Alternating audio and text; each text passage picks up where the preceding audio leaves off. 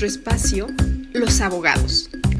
Con nosotros podrás escuchar casos, como el tuyo, como el mío o como el de muchos otros, pero con un tinte de realismo legal, en donde expertos en leyes te darán su punto de vista e incluso la forma en que puedes resolverlos. Más que nunca existe un gran riesgo de fallecimiento de aquellos trabajadores que están expuestos al contagio del COVID-19. Por ello, en estos momentos difíciles, es muy importante conocer la siguiente información. Comenzamos. ¿Existe alguna protección para los trabajadores que fallezcan como consecuencia del COVID-19? Sí. En caso de fallecimiento de un trabajador que sea asegurado del IMSS, los beneficiarios podrán solicitar una prestación en dinero que se otorga por concepto de gastos de funeral.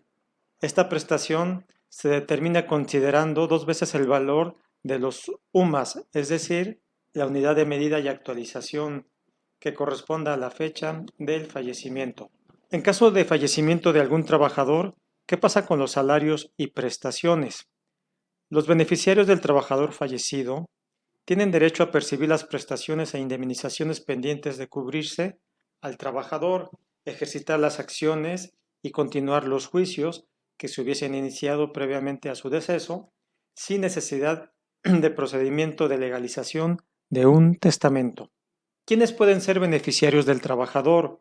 De conformidad con el artículo 501 de la Ley Federal del Trabajo, tendrán derecho a recibir indemnización en los casos de muerte la viuda o el viudo, los hijos menores de 16 años y los mayores de esta edad si tienen una incapacidad de 50% o más, los ascendientes que dependían económicamente del trabajador, la concubina o la persona con la que tuvo hijos, las personas que dependían económicamente del trabajador y, a falta de todos ellos, el Instituto Mexicano del Seguro Social.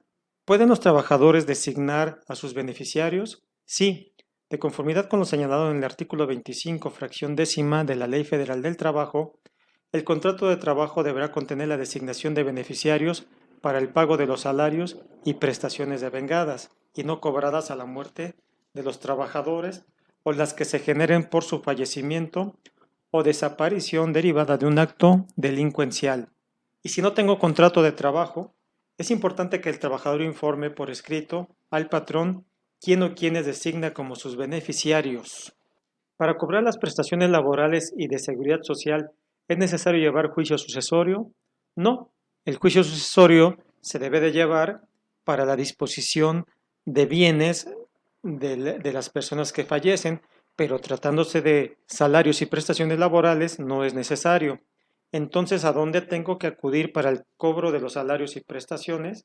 A la Junta de Conciliación y Arbitraje para iniciar un juicio de designación de beneficiarios del trabajador fallecido y estos, es decir, esposa, concubina, hijos, padres, etc., podrán hacer valer el derecho y reclamar las prestaciones que generó el extinto trabajador en la empresa, en el SAR, en las AFORES y el Infonavit.